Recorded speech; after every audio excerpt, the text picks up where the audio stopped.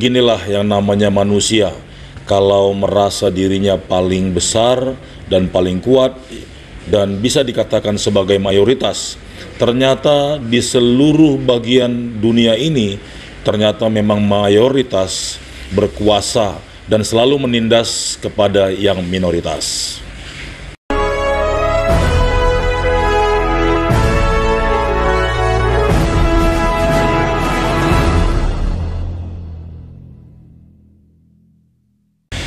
Shalom, salam damai sejahtera bagi kita semuanya. Apa kabar saudara-saudaraku? Saya berdoa saudara-saudara semuanya sehat selalu dan diberkati oleh Tuhan. Terima kasih banyak sudah mengklik video ini, karena dengan mengklik video ini, saudara telah ikut mendukung pelayanan Pastor Daud di media YouTube ini, tentunya di channel God Ministry. Ya, seperti video yang telah kita saksikan di depan, bagaimana umat Hindu yang ada di India sebagai mayoritas di negara itu menindas, bahkan selalu mengintimidasi umat Islam yang ada di India. Dan terlihat seperti di video bagaimana umat Islam sedang beribadah persis sama seperti di Indonesia. Mereka sampai ke jalan-jalan dan mungkin karena masjid atau tempat sembahyang mereka tidak cukup untuk menampung semua jemaahnya, dan itu sebabnya mereka sampai menutup jalan serta mengganggu lalu lintas umum.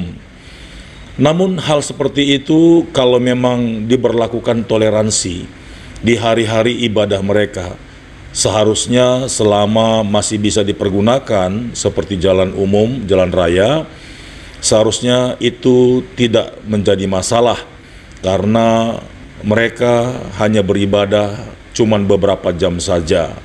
Tetapi memang dasar kalau memang orang tidak suka atau sudah ada permasalahan yang muncul baik dalam perpolitikan di dalam negara atau tidak adanya toleransi, maka seperti yang kita lihat seperti itulah yang terjadi.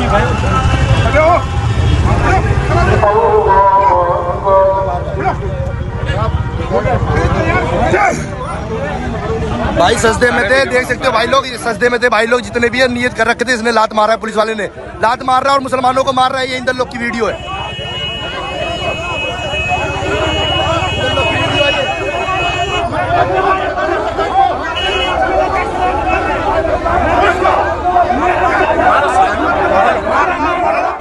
Saya sebagai umat Kristen tentu juga tidak setuju kalau orang lagi berdoa atau sembahyang dalam ibadah agama apapun, seperti yang kita lihat umat muslim ditendang bahkan dipukul ketika mereka sedang sujud berdoa.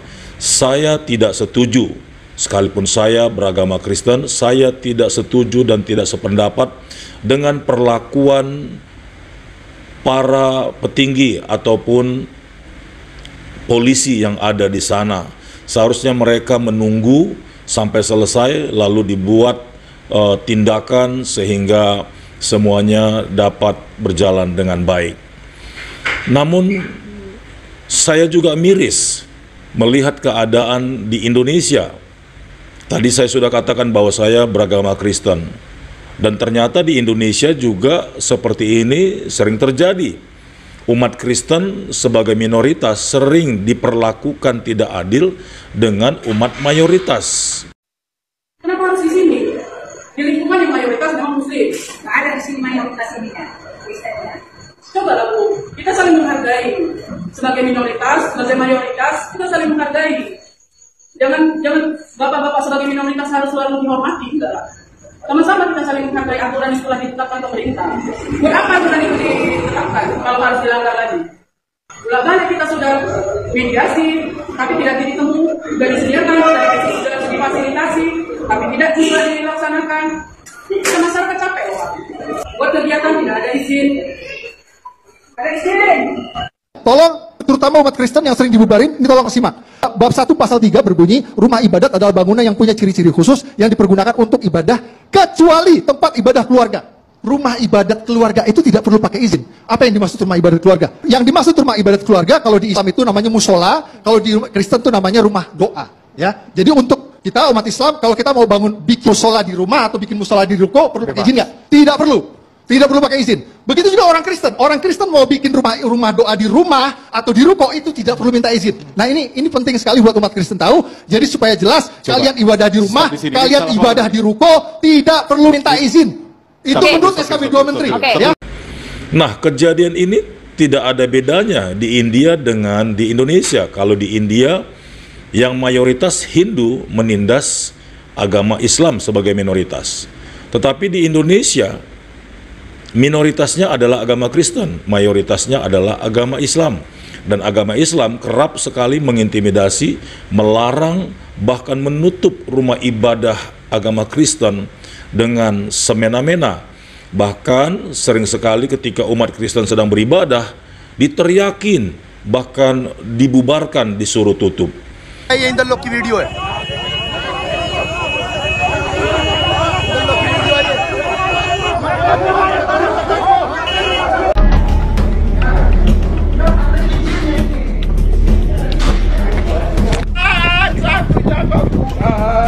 Tak ada dua Tuhan, tapi kayak ginilah kami minta, kami dapat. Aduh Tuhan. Sangat miris memang. Saya ketika melihat agama Islam ditindas di India, saya sedih melihatnya. Tetapi bagaimana pemikiran umat Islam ketika melihat kejadian itu? Pasti marah dan kesal. Nah, begitu juga halnya seperti di negeri kita sendiri. Bagaimana perasaan umat Kristen kalau diberlakukan seperti itu oleh umat Islam juga? Nah, jadi ini adalah menjadi pembelajaran bagi setiap kita agar kita dapat saling menghormati dan saling menjaga. Siapapun yang beribadah kepada Tuhannya tidaklah boleh diganggu karena mereka sedang melakukan ritual yang berhubungan dengan Tuhannya masing-masing. Apakah agama Hindu, apakah agama Buddha, apakah agama Islam, apakah agama Kristen Protestan, Katolik, dan Konghucu. Siapapun mereka, kalau mereka lagi beribadah, tidak boleh diganggu. Biarkan mereka berdoa dan berhubungan dengan Tuhan mereka. Karena itu adalah privacy dan itu adalah hak asasi. Jadi kita sebagai umat yang beragama di Indonesia, kita belajar dari apa yang kita lihat di video ini. Kalau tidak mau diusik, janganlah mengusik. Kalau tidak mau diganggu, janganlah mengganggu. Karena kalau seperti apa yang kita lakukan kepada orang lain, dan ternyata diperlakukan juga hal yang sama kepada kita, sangat tidak menyenangkan dan sangat menyakitkan. Baiklah saudara-saudaraku ini berkati oleh Tuhan, kita belajar dari apa yang telah terjadi. Selama hati kita mau berubah dan mau belajar menuju kepada yang baik, maka kita bisa menciptakan yang namanya kedamaian dan toleransi. Sampai jumpa di video berikutnya. Tuhan Yesus memberkati. Salam. Kenapa Timur Tengah itu gagal jadi negara? Orang Islam ini susah diajak bernegara. Susah. Orang Islam ini paling gampang diajak memberontak. Orang Islam itu kan baca Al-Quran. Al-Quran itu imamuna. Dalam Islam itu Al-Quran adalah imamku. Jadi kalau orang Islam itu baca Al-Quran, itu seperti mendapat perintah langsung. Dan dia nggak mau ada negara yang menjembatani ini. Nggak gampang itu ngajak orang Islam masuk negara. Wa qatiluhum hatta la takuna fitnah. Kalau Qurannya bilang begitu, dan perangilah mereka sampai nggak ada fitnah. Perang orang itu. Berat orang Islam ini diajak untuk menerima negara. Nah, di Indonesia ini, capek para ulama ini, udah nyeret ini kesultanan Islam ini, datang menerima republik, ya sudah. Ini yang menurut saya, khawatir saya, ada yang rawan ini, yang memprovokasi seolah-olah ini belum final, padahal ini udah dianggap final. Saya terus terang kecewa betul itu dengan tokoh-tokoh tua, macam Pak Hendro dan lain-lain. Kerjaannya itu gangguin orang Islam terus. Wah, ini orang mau bikin negara khilafah. Khilafah apa? Khilafah itu konsep ada dalam Al-Quran. Itu benih. Mau jadi kerajaan, oke. Nggak ada bentuk negara dalam Islam. Mau jadi kesultanan, oke. Mau jadi republik, oke. Mau menjadi federasi oke, mau jadi apapun oke. Khilafah itu benih. Khilafah itu artinya tanggung jawab, pertanggungjawaban. Kita ini mengurusi sesama itu adalah pertanggungan. Inni ja'ilun fil ardi khalifah. Kata Tuhan ngomong sama malaikat, saya mau turunkan manusia ini sebagai khilafah, sebagai khalifah. Tuhan yang ngomong begitu. Maksudnya manusia ini dilengkapi oleh Tuhan sebagai fi ahsani taqwim, diciptakan sebagai makhluk yang sempurna, akalnya, budinya luar biasa semua. Dikasih tanggung jawab ngurus manusia ini. Supaya manusia tahu bahwa ada konsepsi pertanggungjawaban di antara mereka. Dan terjadilah itu. Sepanjang sejarah sudah terbentuk. Tiba-tiba sampai di Indonesia hari ini, ada yang ingin memecah belah kita. Menganggap konsepsi-konsepsi dasar agama sebagai ancaman kepada Republik. Menurut saya, inilah ancaman dan bahaya kepada negara kita sekarang.